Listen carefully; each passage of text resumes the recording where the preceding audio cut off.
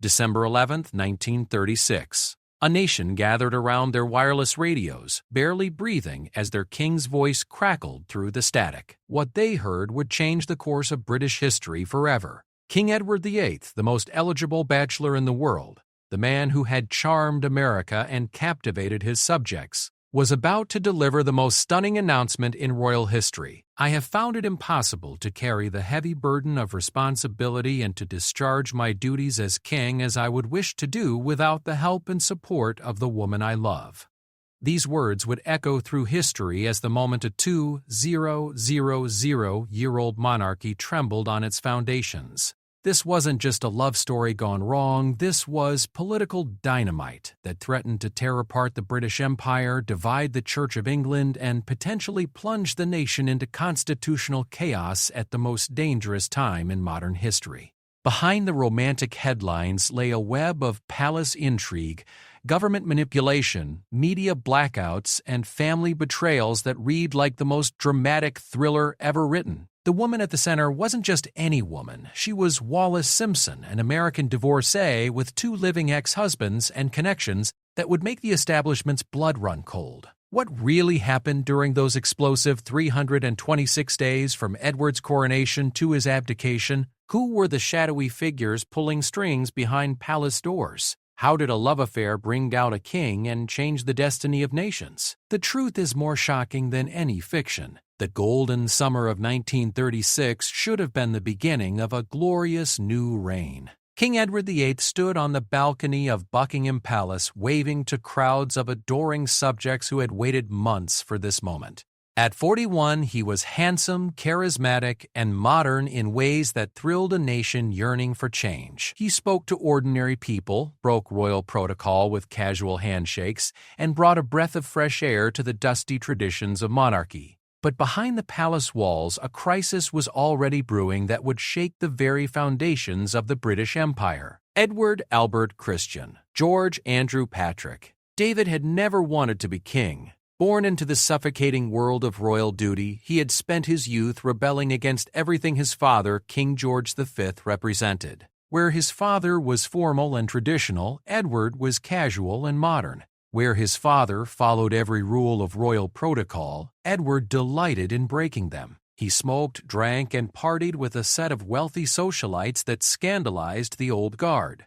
The seeds of the crisis had been planted 2 years earlier in January 1934 at a house party hosted by Lady Furness. It was there that the Prince of Wales first met Wallis Warfield Simpson, a 37-year-old American woman with sharp wit, piercing blue eyes, and a confident manner that captivated the future king instantly. Wallis was everything the British establishment feared in a woman. She was American, which made her foreign. She was divorced from her first husband, Earl Spencer, which made her morally questionable in the eyes of the Church of England, and she was currently married to Ernest Simpson, a British-American businessman, which made her completely unsuitable as a royal companion. But Edward was immediately smitten. Wallis possessed something that the sheltered prince had never encountered before. She treated him like an ordinary man rather than a future king. She challenged his opinions, laughed at his jokes without the reverent deference he was accustomed to, and showed him a world beyond the gilded cage of royal duty. Their relationship began innocently enough. Wallis and her husband Ernest became regular guests at the prince's private dinners and weekend parties. The British press, bound by an unwritten agreement to protect royal privacy, mentioned Mrs. Simpson only in passing as part of the prince's social circle. But behind closed doors, palace staff were growing increasingly concerned. The prince was spending more and more time with the American woman. He showered her with expensive gifts, jewels from Cartier, rare books, and personal mementos that clearly indicated their relationship had moved far beyond friendship. By 1935, the situation had become impossible to ignore. Ernest Simpson, either willfully blind to what was happening or simply powerless to stop it, continued to accompany his wife to royal functions, even as it became painfully obvious that the prince was courting her with increasing boldness. King George V, already in declining health, was deeply troubled by reports of his eldest son's behavior. The old king had spent his entire reign rebuilding the monarchy's reputation after the scandals of his own father's era. He had weathered the First World War, the Russian Revolution that had destroyed his cousin's family, and the social upheavals of the post-war period by maintaining absolute moral authority. The idea that his heir was carrying on an affair with a married American woman was not just personally disappointing, it was politically dangerous. In January 1936, King George V lay dying at Sandringham. His final words to his private secretary reportedly included a prophecy that would prove chillingly accurate. "After I am dead, the boy will ruin himself within a year." The old king died on January 20, 1936, and Edward ascended to the throne as King Edward VIII. The new king's first act was to order that Mrs. Simpson be invited to his father's funeral. Palace officials were horrified. The Archbishop of Canterbury, Cosmo Gordon Lang, privately expressed his concerns to government officials. Prime Minister Stanley Baldwin, already dealing with the growing threat of Nazi Germany and economic depression, now had to add a royal crisis to his overwhelming list of problems. But Edward was oblivious to the storm clouds gathering around him. He was finally free from his father's disapproval and ready to live life on his own terms. Within weeks of his coronation, he was openly including Wallis Simpson in state functions, treating her as if she were already his queen. The American press had no such restraints as their British counterparts. They reported extensively on the relationship, publishing photographs of the king and Mrs. Simpson together on the royal yacht Nalin during a Mediterranean cruise in the summer of 1936. European newspapers picked up the story, and soon the entire world knew about the king's romance. Everyone except the British public, who remained largely in the dark due to the press's self-imposed censorship. The cruise on the Nalin was a turning point. For 2 weeks in August 1936, Edward and Wallis lived openly as a couple, entertaining guests and visiting exotic ports.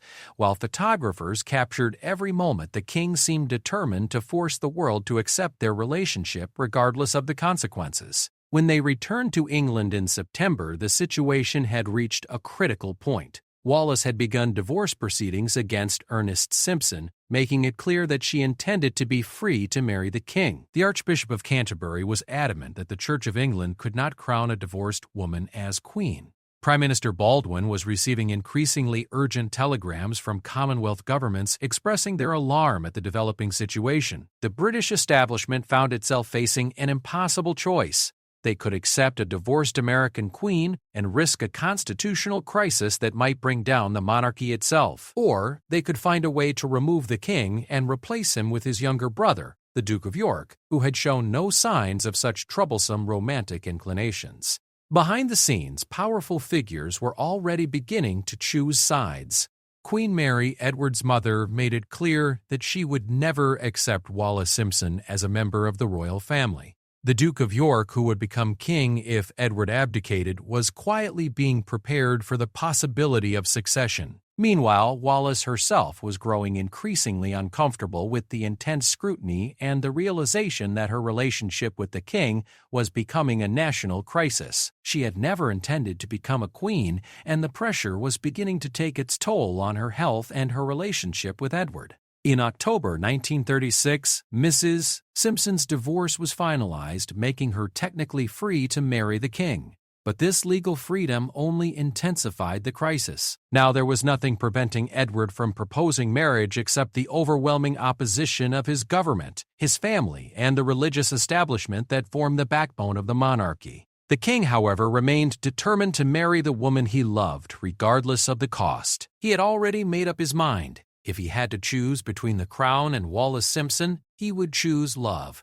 The stage was set for the most dramatic constitutional crisis in British history. On one side stood a king determined to modernize the monarchy and marry for love. On the other stood centuries of tradition, political necessity, and the survival of the institution that held the British Empire together. Neither side was prepared to back down, and the collision was inevitable. October 1936 brought an autumn chill to London. and with it, the first open confrontation between King Edward VIII and his government. Prime Minister Stanley Baldwin, a shrewd political survivor who had weathered the General Strike and the Great Depression, knew he was facing the most delicate crisis of his career.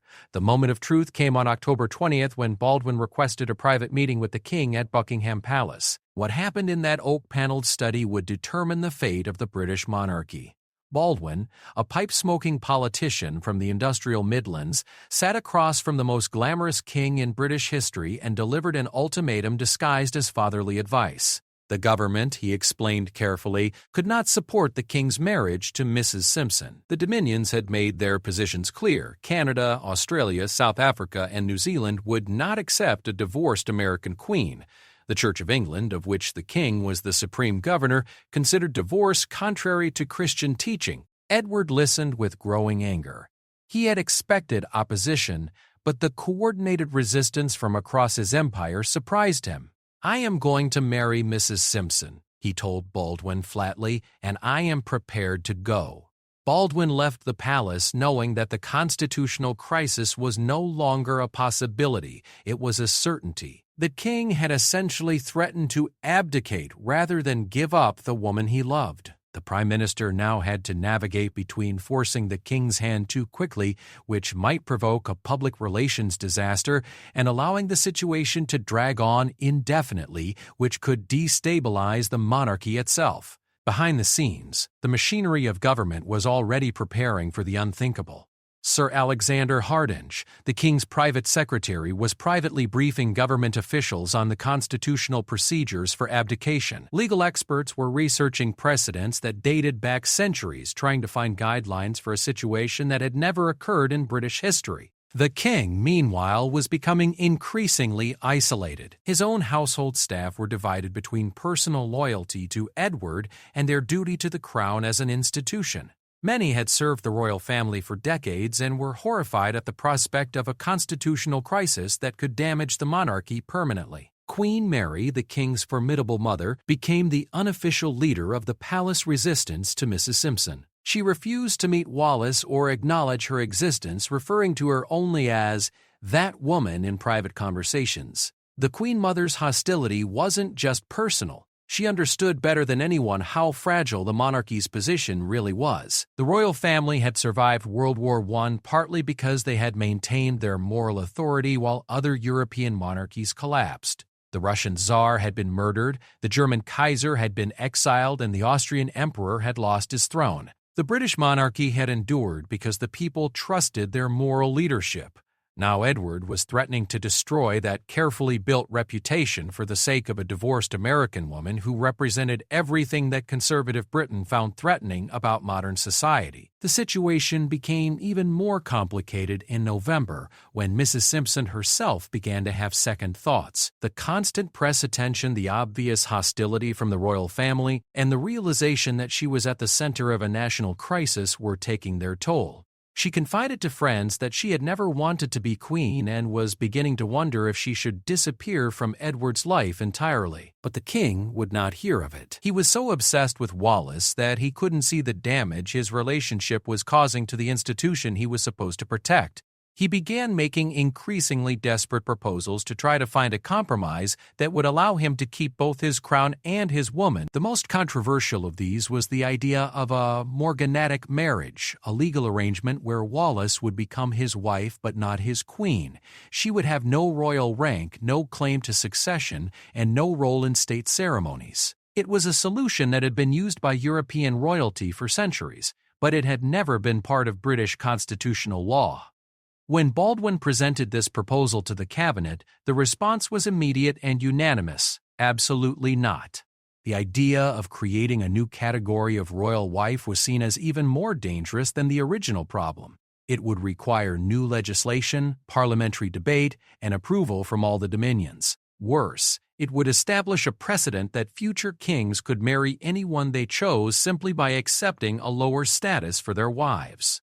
The Dominions were even more hostile to the morganatic marriage proposal than the British government. Prime Minister William Lyon Mackenzie, King of Canada, declared that his government would never accept such an arrangement.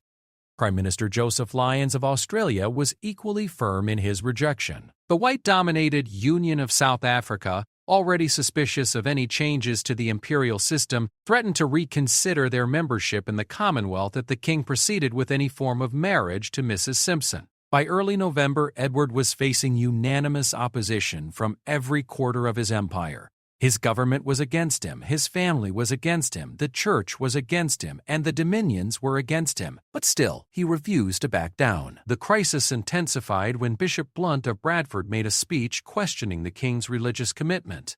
The British press, which had maintained its silence for months, suddenly felt free to report on the constitutional crisis that was gripping the nation. On December 3, 1936, the story finally broke in British newspapers. The public reaction was immediate and divided. The working classes, who had admired Edward's common touch and modern attitudes, were largely sympathetic to his desire to marry for love. Many saw the establishment's opposition as snobbery and hypocrisy from a class that had never had to sacrifice personal happiness for duty. But the middle classes and the conservative establishment were appalled. They had invested their faith in the monarchy as a symbol of moral stability and traditional values. The idea that their king would abandon his sacred duty for an American divorcee struck at the heart of everything they believed about British superiority and moral authority.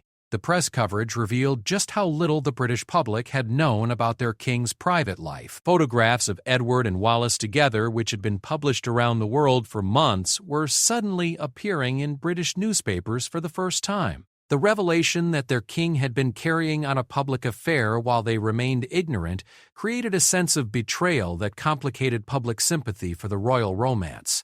Parliament was thrown into chaos. Members of both parties were divided between those who supported the king's right to choose his own wife and those who believed that royal duty must come before personal happiness. Some radical MPs suggested that this might be the perfect opportunity to abolish the monarchy entirely and establish a British republic. The Labour Party found itself in an especially difficult position. Their traditional opposition to royal privilege suggested they should support the king's democratic right to marry whom he chose. But their commitment to moral respectability among their working-class supporters made them uncomfortable with the divorce issue. Winston Churchill, then a conservative backbencher, emerged as one of the king's few prominent supporters.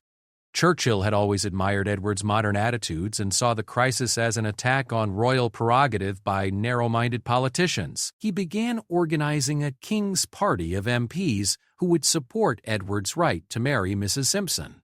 But Churchill's support was a double-edged sword. He was seen by many as a political opportunist who was using the crisis to advance his own ambitions. His involvement actually hurt the king's cause by making it appear that Edward was being manipulated by politicians with their own agendas. The king himself remained remarkably isolated from the political maneuvering surrounding his crisis. He spent most of December at Fort Belvedere, his private residence, with a small circle of loyal friends, who encouraged his romantic fantasy while remaining largely ignorant of the constitutional implications of his choices. Mrs. Simpson, meanwhile, had fled to France, ostensibly to escape the press attention, but actually to avoid becoming an even greater liability to the king's cause. From her exile in Cannes, she watched helplessly as the crisis she had never wanted spiraled completely out of control. The final act of the drama was approaching, and everyone involved knew that there could be no compromise. Edward would have to choose between his crown and his love, and whatever choice he made would change the course of British history forever. December 1936 dawned cold and gray over London, matching the mood of a nation watching its monarchy tear itself apart. The crisis that had been building for months was finally reaching its climax, and King Edward VIII found himself facing the loneliest decision in British history. At Fort Belvedere, his beloved retreat in Windsor Great Park, Edward paced the rooms where he had entertained Wallis Simpson during happier times. The Georgian mansion, with its Gothic towers and manicured gardens, had become a fortress of isolation, where the king struggled with a choice that would define not just his own life, but the future of the British Empire. The pressure on Edward was now overwhelming. Every day brought new delegations of government officials, church leaders, and family members, all urging him to abandon his relationship with Mrs. Simpson. The Archbishop of Canterbury made it clear that the Church of England would never accept a divorced woman as queen. The prime ministers of the Dominions sent increasingly urgent cables declaring that their governments would resign rather than serve under a king married to Wallis Simpson. Perhaps most painful of all was the opposition from his own family. His mother, Queen Mary, had always been emotionally distant, but now she was actively working against him. She made it clear that if he married Mrs. Simpson, he would be effectively banished from the royal family. His brother Bertie, the Duke of York, who would inherit the throne if Edward abdicated, was terrified at the prospect of becoming king but was being quietly prepared for succession by palace officials. The Duke of York was everything Edward was not: dutiful, traditional, and devoted to royal protocol. He had struggled with a severe stutter since childhood and had lived contentedly in his older brother's shadow, never expecting or wanting the crown. The idea that he might have to become king because of his brother's romantic obsession filled him with dread. But it was the political situation that ultimately sealed Edward's fate. Prime Minister Baldwin, working with a careful combination of constitutional pressure and emotional manipulation, made it clear that the government would resign if Edward insisted on marrying Mrs. Simpson. This would force the king to either find a new government willing to support his marriage, which was impossible, or face the prospect of ruling without parliamentary support. The constitutional implications were staggering. Britain was a parliamentary democracy where the monarch ruled only with the consent of elected officials. If Edward tried to govern without that consent, it would trigger the greatest constitutional crisis since the Civil War 3 centuries earlier. At a time when Nazi Germany was growing increasingly aggressive and war seemed inevitable, such domestic instability could be catastrophic. Edward, however, seemed oblivious to these larger concerns. He was consumed by his passion for Wallis Simpson and convinced that love could overcome any political obstacle. He bombarded her with telephone calls at her retreat in Cannes, begging her not to abandon him and promising that they would find a way to marry regardless of the opposition. Mrs. Simpson herself was becoming increasingly desperate. She had never wanted to be the cause of a constitutional crisis, and the international attention was destroying her health and her sanity. She issued a public statement on December 7th, offering to withdraw from the situation if such action would solve the problem. But by then it was too late. Edward was determined to marry her regardless of the consequences. The king's few remaining supporters were urging him to buy time by postponing any decision about marriage until after his coronation. Winston Churchill, leading the small King's Party in Parliament, argued that once Edward was properly crowned, he would have greater moral authority to resist government pressure. Lord Beaverbrook, the powerful newspaper publisher, used his media empire to promote the romantic narrative of a king choosing love over duty. But these allies were actually making Edward's position worse. Their public campaign created the impression that the king was being manipulated by ambitious politicians and press barons who saw the crisis as an opportunity to advance their own interests. The more they portrayed Edward as a romantic hero fighting against establishment tyranny, the more the establishment closed ranks against him. Meanwhile, behind the scenes, the machinery of abdication was already being prepared. Government lawyers were drafting legislation that would allow Edward to renounce his throne voluntarily. The process was incredibly complex because there was no modern precedent for a British monarch voluntarily giving up the crown. The last king to abdicate had been James II in 1688, and that had involved revolution and foreign invasion. The legal complications were mind-boggling. Edward was not just King of the United Kingdom, but also Emperor of India and Sovereign of the Dominions. Any abdication would require approval from multiple parliaments and governments across the empire. The legislation would have to be passed simultaneously in London, Ottawa, Canberra, Pretoria, and New Delhi to prevent any constitutional complications. The Duke of York would become king, but what about Edward himself? Would he retain any royal status? What titles would he have? Where would he live? How would he be supported financially? These practical questions had to be resolved before any abdication could take place. Edward seemed completely unaware of these complexities. He was focused entirely on his relationship with Wallis Simpson and convinced that the political problems would somehow resolve themselves. When government officials tried to explain the constitutional implications of his choices, he dismissed their concerns as bureaucratic obstruction. The final confrontation came on December 5th when Baldwin met with the king at Buckingham Palace for what both men knew would be their last serious negotiation. Baldwin laid out the situation with brutal clarity. The government would not support his marriage to Mrs. Simpson under any circumstances. The Dominions would not accept her as queen, the Church of England would not perform the ceremony, Parliament would not pass the necessary legislation for a morganatic marriage. Edward could remain king only if he gave up all plans to marry Wallis Simpson. There was no middle ground, no compromise, no face-saving solution that would allow him to have both his crown and his woman. The king listened to this ultimatum with growing fury. After a lifetime of having his every wish granted, he was being told that the one thing he wanted most was the one thing he could not have. His response was characteristic. If he could not marry Mrs. Simpson and remain king, then he would abdicate and marry her as a private citizen.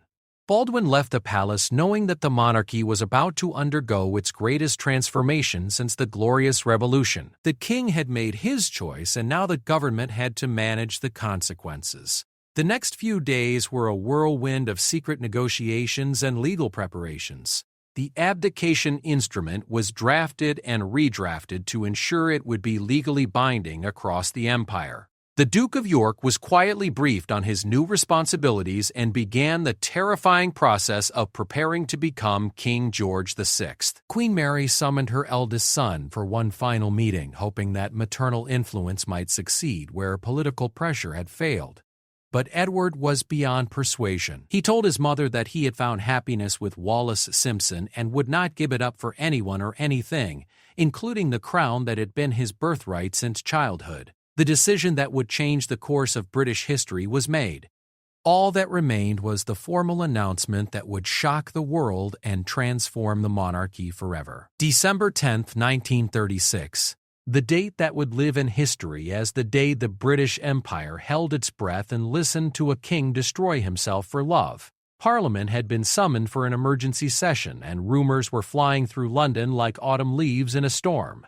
Government officials moved through Whitehall corridors with the grim efficiency of undertakers, while reporters from around the world gathered outside Buckingham Palace, sensing that they were about to witness something unprecedented in modern royal history. At Fort Belvedere, King Edward VIII was spending his final hours as monarch in the company of his brother, the Duke of York, who would inherit the crown within days. The conversation between the two brothers was painful and awkward. Bertie, as the Duke was known to family, was terrified at the prospect of becoming king. His stutter made public speaking agony, and he had spent his entire life in Edward's shadow, never expecting to rule. Edward, however, seemed almost relieved.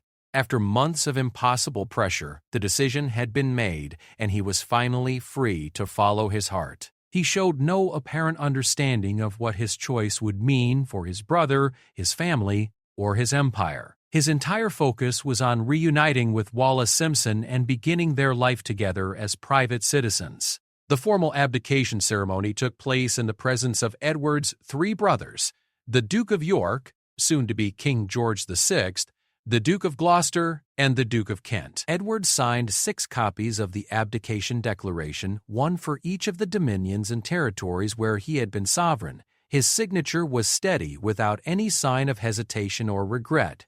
The legal language was simple but momentous. I, Edward VIII of Great Britain, Ireland, and the British dominions beyond the seas, King, Emperor of India, do hereby declare my irrevocable determination to renounce the throne for myself and for my descendants, and my desire that effect should be given to this instrument of abdication immediately. With that signature, Edward gave up not just a crown, but an entire empire. He was no longer King of the United Kingdom, Emperor of India, or Sovereign of Canada, Australia, South Africa, and New Zealand. He had voluntarily surrendered the most powerful throne in the world for the love of a twice-divorced American woman. The immediate aftermath was chaos. The Duke of York was proclaimed King George VI, taking the name George in honor of his father.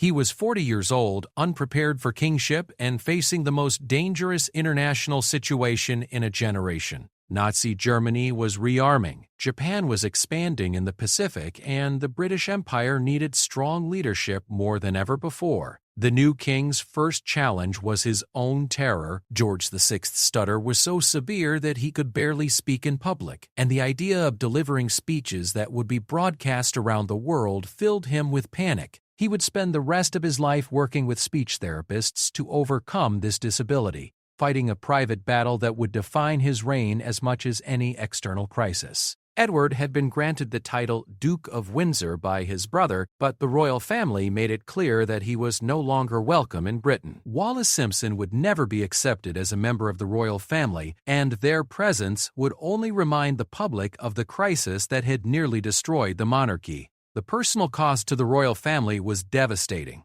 Queen Mary, who had devoted her life to supporting the monarchy, was heartbroken by her eldest son's decision. She would never see him again, maintaining a cold silence that lasted until her death 15 years later. The Duke of Windsor's brothers were torn between family loyalty and their duty to the crown, a conflict that would poison royal relationships for decades. The public reaction was complex and divided. Many working-class people admired Edward's willingness to give up everything for love, seeing it as a rejection of aristocratic privilege and stuffy tradition.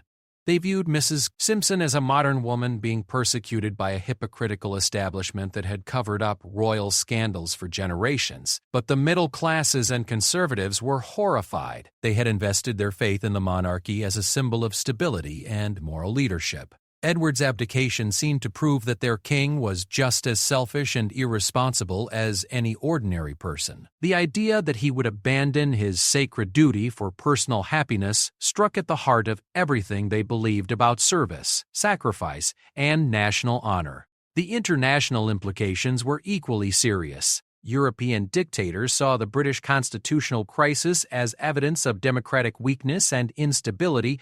Adolf Hitler reportedly told associates that the abdication proved that the British Empire was in decline and could be defeated through political pressure rather than military force. The American press coverage was overwhelmingly romantic, portraying Edward as a hero who had chosen love over power. Hollywood was already planning movies about the royal romance, and American society women competed to entertain the former king and his new wife. But this romantic narrative missed the deeper significance of what had happened. The abdication had fundamentally changed the British monarchy. Never again could a monarch simply follow personal inclinations without considering the political consequences.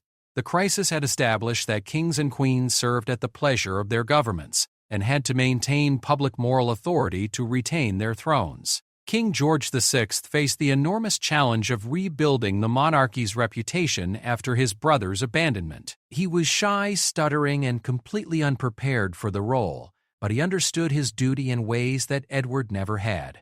His wife, the former Lady Elizabeth Bowes-Lyon, became Queen Elizabeth and provided the emotional strength that would carry the royal family through the coming war. The Duke and Duchess of Windsor, meanwhile, began their exile in France, where they would spend the rest of their lives as glamorous but increasingly irrelevant celebrities. Edward never seemed to understand the magnitude of what he had given up, and Wallis Simpson gradually realized that she had married a man who had destroyed his own life for her sake. Their marriage, which had caused such upheaval, proved to be less than perfect. Edward was completely dependent on Wallis for emotional support, but she grew increasingly frustrated with their purposeless existence.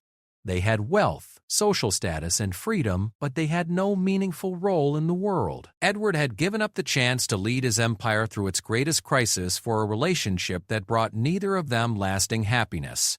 The most tragic aspect of the abdication was its timing. Within 3 years, Britain would be fighting for its survival against Nazi Germany. King George VI, despite his personal struggles, would provide the moral leadership that held the nation together during the Blitz and the darkest days of World War II. His commitment to duty and his willingness to share the dangers faced by his people would restore the monarchy's reputation and establish it on a stronger foundation than ever before. Edward, watching from exile, would see his younger brother become one of the most beloved kings in British history, while he himself faded into irrelevance. The crown he had abandoned so casually would prove to be the most important leadership role in the free world during the struggle against fascism. The woman he had chosen over his empire would live to see herself remembered not as a great romantic heroine, but as the person who had nearly destroyed the British monarchy at its moment of greatest need. The love affair that had captivated the world in 1936 would be judged by history as one of the most selfish and destructive royal decisions ever made. The final chapter of the abdication crisis began on the evening of December 11, 1936, when Edward, now the Duke of Windsor, approached a BBC microphone at Windsor Castle to deliver the most famous abdication speech in history. His words would be broadcast around the world, heard by hundreds of millions of people who were witnessing the end of an era.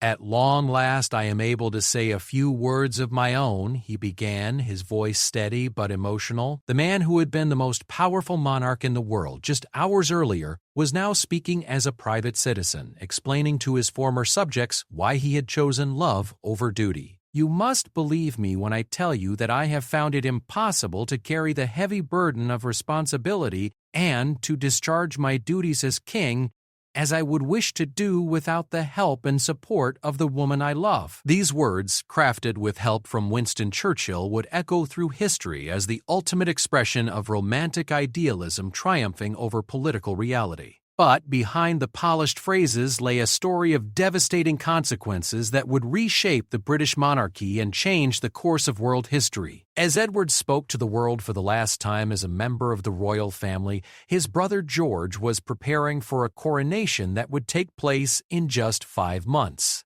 The new King George VI faced challenges that would have tested even an experienced monarch: a world sliding toward war, an empire in transition, and a monarchy whose reputation had been severely damaged by the abdication crisis. George VI's first decision was to distance himself completely from his brother's choices while trying to heal the wounds left by the crisis. The new king understood that the monarchy's survival depended on demonstrating that duty and service came before personal desires. He would spend the rest of his life proving that he was everything Edward had failed to be: selfless, dedicated, and willing to sacrifice personal comfort for the greater good. The coronation of King George VI and Queen Elizabeth in May 1937 was deliberately designed to emphasize continuity and stability after the chaos of the abdication. Westminster Abbey was packed with representatives from across the empire, all eager to demonstrate their loyalty to the new monarch. The ceremony was broadcast by radio around the world, allowing millions of people to hear their new king take the sacred oaths that his brother had abandoned. But George VI's greatest test came not during his coronation, but in September 1939, when Nazi Germany invaded Poland and Britain declared war. The shy, stammering man who had never expected to be king suddenly found himself leading the British Empire through its greatest crisis since 1066. His Christmas broadcast to the empire, delivered despite his severe speech impediment, became symbols of British determination and moral courage. Meanwhile, the Duke of Windsor was discovering that his romantic gesture had come at a price he had never anticipated. Exiled from Britain, cut off from his family, and increasingly irrelevant to the great events shaping the world, Edward began to understand what he had given up. His marriage to Wallis Simpson in June 1937 at a chateau in France was a shabby affair compared to the state ceremonies he might have presided over as king. The war years revealed the full tragedy of Edward's decision. While his brother and sister-in-law stayed in London throughout the Blitz, sharing the dangers faced by their people, the Duke and Duchess of Windsor fled to neutral Portugal and then to the Bahamas, where Edward was given a minor colonial governorship. It was a role that highlighted just how far he had fallen from the heights of power he had once occupied. During the war, disturbing questions were raised about Edward's political sympathies. He had met Hitler in 1937 and seemed to admire aspects of Nazi efficiency and order. German documents captured after the war revealed that the Nazis had considered kidnapping the Duke of Windsor and using him as a puppet king if they successfully invaded Britain. Whether Edward would have cooperated with such a scheme remains unclear. But the very existence of these plans showed how completely he had discredited himself in the eyes of both his former subjects and his country's enemies. King George VI, by contrast, became one of the most beloved monarchs in British history.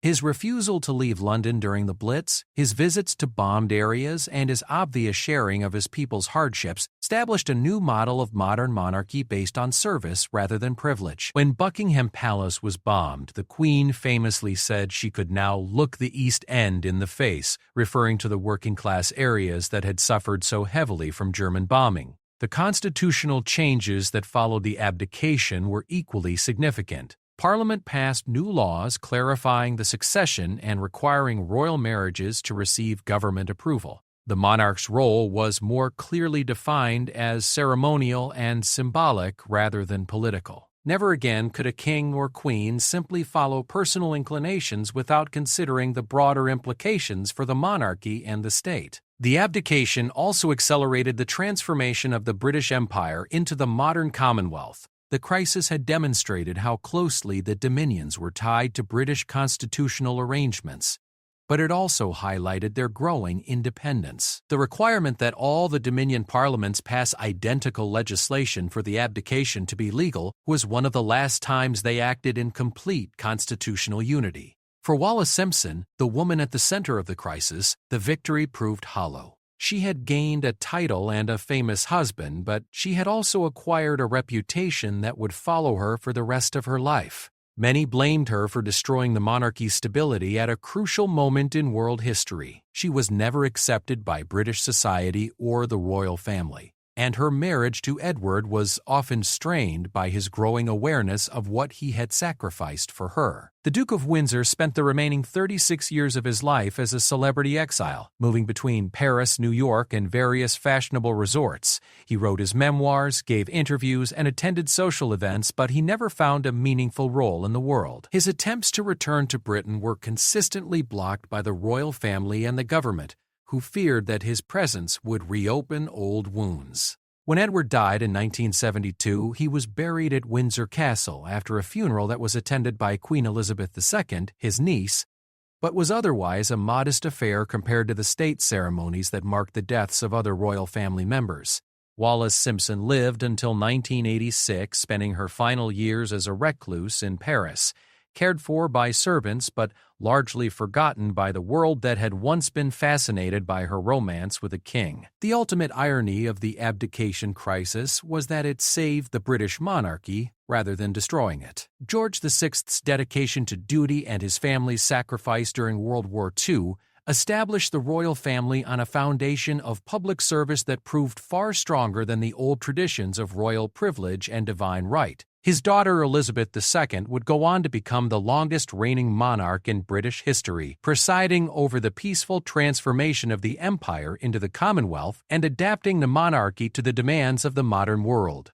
The abdication crisis of 1936 remains one of the most dramatic episodes in modern royal history. A reminder that even ancient institutions can be transformed by individual choices and that the price of putting personal desires before public duty can be higher than anyone imagines. Edward VIII chose love over duty and spent the rest of his life discovering that he had given up everything that might have given his life meaning for a romantic fantasy that could never live up to its promise. In the end, the king who chose love over crown became a footnote in history, while his dutiful brother became a symbol of courage and service that continues to inspire the modern monarchy. The woman for whom a king gave up his empire lived to see herself remembered not as a romantic heroine, but as the person who nearly destroyed one of the world's oldest and most stable institutions at its moment of greatest need.